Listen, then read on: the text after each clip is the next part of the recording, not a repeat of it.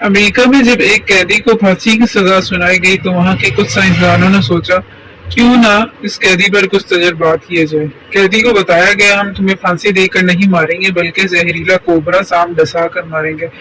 اس کے سامنے ایک بڑا سا زہریلا کوبرا سانپ لایا گیا اور اس کی آنکھیں بند کر کے اس کو کرسی پر باندھ دیا گیا۔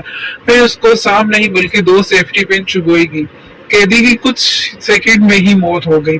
پوسٹ مارٹم کے بعد یہ پایا گیا قیدی کے جسم میں سانپ کے زہر جیسا ہی زہر ہے۔ اب یہ زہر کہاں سے آیا جس نے اس قیدی کی جان لے لی؟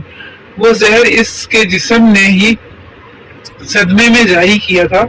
اس کے بعد سائنسدان اس نتیجے پر پہنچے کہ ہر عمل پر مثبت یا منفی توانائی بنتی ہے اور وہ ہمارے جسم میں اسی کے مطابق ہارمون تیار کرتی ہے۔ یاد رکھو 75% بیماریوں کی وجہ ہم منفی سوچ ہی ہوا کرتی ہے۔ آج انسان خود ہی اپنی منفی سوچ سے خود کو ختم کر رہا ہے۔ اپنی سوچ ہمیشہ مثبت رکھیں اور سدا خوش رہیں۔ 25 سال کی عمر تک ہمیں یہ پرواہ نہیں ہوتی کہ لوگ کیا سوچیں گے۔ 50 سال کی عمر میں ہم اسی ڈر میں جیتے ہیں کہ لوگ کیا سوچیں گے۔ 50 سال کے بعد پتہ چلتا ہے کوئی ہمارے بارے میں سوچ ہی نہیں رہا۔ زندگی خوبصورت ہے اس لیے ہمیشہ خوش رہیں۔